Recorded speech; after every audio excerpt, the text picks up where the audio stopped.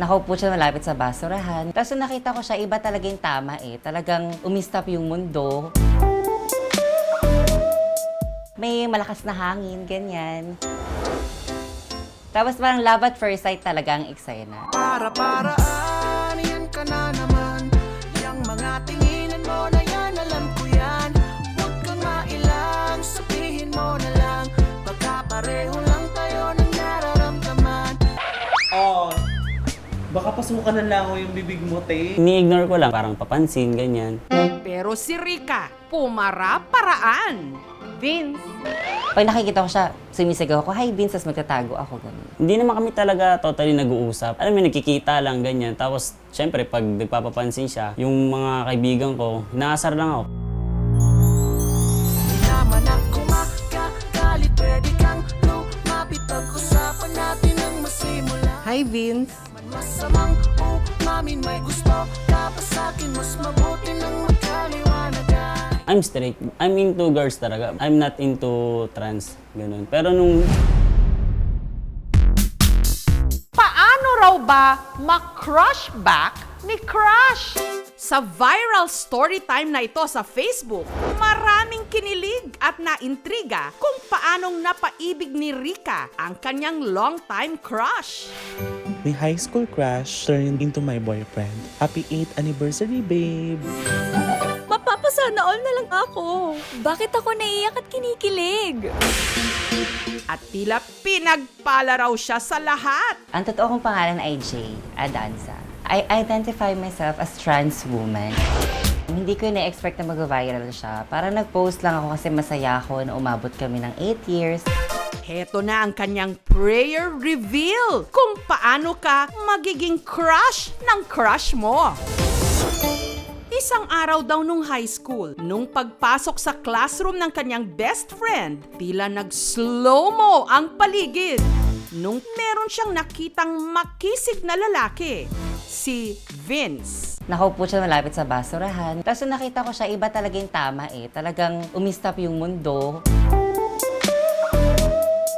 May malakas na hangin, ganyan. Tapos parang love at first sight talaga ang eksena. Para-paraan, yan ka na naman. Yang mga tinginan mo na yan, alam ko yan. Huwag kang mailang, sabihin mo na lang. Pagkapareho lang tayo ng nararamdaman. Oh, baka pasukan na lang yung bibig mo, te. Boy next door. Tahimik, tapos moreno, matangos ilong. So yun, nainlabang lola mo. Para-paraan tip number 1. Gawin ang lahat para hindi mawala sa paningin ni crush. So doon ako talaga nagpapansin sa kanya. Kumuha ako ng mga basura sa labas ng classroom nila. Pumasok doon at magtapon ng basura with matching maliit na boses na, Excuse me, per. Pwede makita pa ng basura? Makikita ko lang ng basura. ini-ignore ko lang, parang papansin, ganyan. Pero si Rica, pumara-paraan. Vince! Pag nakikita ko siya, sumisigaw ako, hi Vince, tapos magtatago ako. Ganun. Hindi naman kami talaga totally nag-uusap. Alam mo, nagkikita lang, ganyan. Tapos, syempre, pag nagpapapansin siya, yung mga kaibigan ko, inaasar lang ako. Naman ang kumakalit, pwede kang lumapit. Pag-usapan natin ang masimula. Hi, Vince. Masamang umamin, may gusto ka pa sa'kin. Mas mabuti nang magkaliwanagan. Dahil wa-effect pa rin kay Vince ang pagpapapansin ni Rica. Plan B na. Umaura ng bongga. Doon ako sa best friend ko mag-makeup, magko-contact lens ako. Tapos kahit may punit na yung contact lens, laban pa rin, tiis, ganda talaga. Magkaiba pa nga yung contact lens niya nun eh. Para-paraan, para lang ako'y mapagmasdan. Nakaabang sa daan kung saan pupuntahan. Pati mga event sa school, hindi pinalagpas ni Rica. Lalong-lalo na ang pinakahinintay niyang JS o Junior and Senior Prom. Maging agaw eksena sa JS Prom. Pero pagdating sa gate ng kanilang eskwelahan, ang plano ni Rica napurnada. Ay, hindi, bawal yung ganyan, hindi. So, hindi kami nakapasok. So, doon kami sa exit, umakyat ng mga friends ko, mga naka-heels pa kami. Pagpasok sa prom, ang inasahang happy moment kay Vince, napalitan ng heartache. Pag-arrive nga nun, ang eksena, may kasayaw na siya eh. Yung girlfriend niya, Nagkaroon ako ng girlfriend before. Siguro magto 2 years. Makit pa tayo ng gate, tapos may kasayawan na. For the sadness.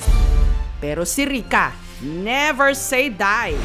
Walang susuko sa pamilyang to. Varsity siya.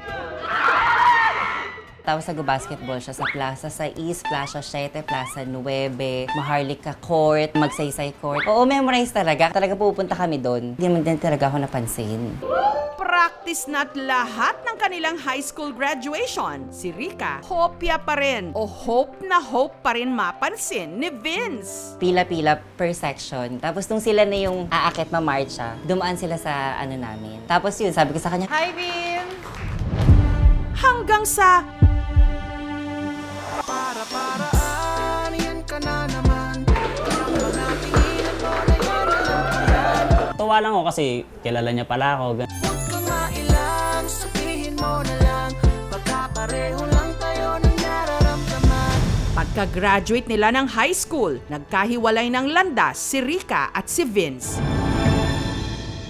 Para-paraan tip number 5. Go, grow, and glow up.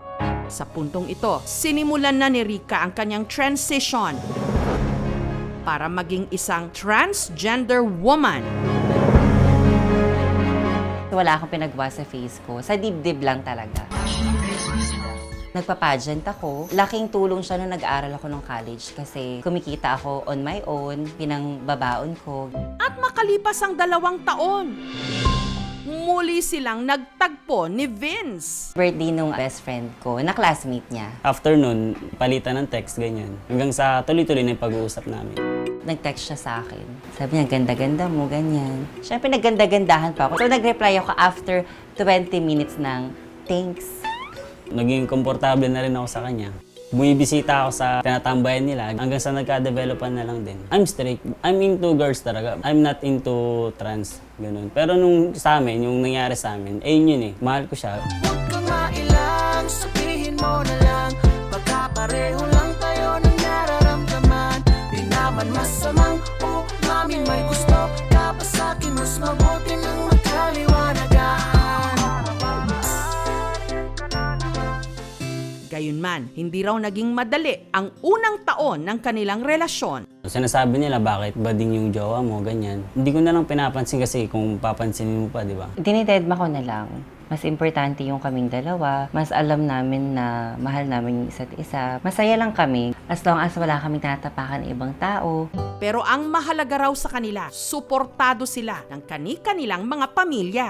Thank you kasi nirespeto mo ako. Tsaka ramdam ko talaga na totoo yung pagmamahal mo sa akin. Sana matupad yung mga pangarap namin. Promise, hindi tayo iwan. I love you. Magkaiba yung pag-welcome, magkaiba yung tinotolerate. Kumbaga, inuunawa naman natin. Ando doon pa rin ang pagtuturo ng simbahan. Hindi nawawala yon. Trans women are women. Maaaring magkagusto o ma-in-love ang isang straight na lalaki sa isang transgender na babae at manatiling straight, no? Dahil ang pagiging heterosexual ay isang sexual orientation kung saan ikaw ay attracted sa iyong kapwa-tao na ang kasarian ay iiba sa iyo. Ang Saudi Equality Bill ay para sa lahat ng Pilipino at para sa mga susunod pang henerasyon na maprotektahan sila sa mga diskriminasyon at panghahamak ng iba. Samantala, para ipagdiwang ang kanilang 8th anniversary, si Vince, sinorpresa si Rika ng isang lunch date.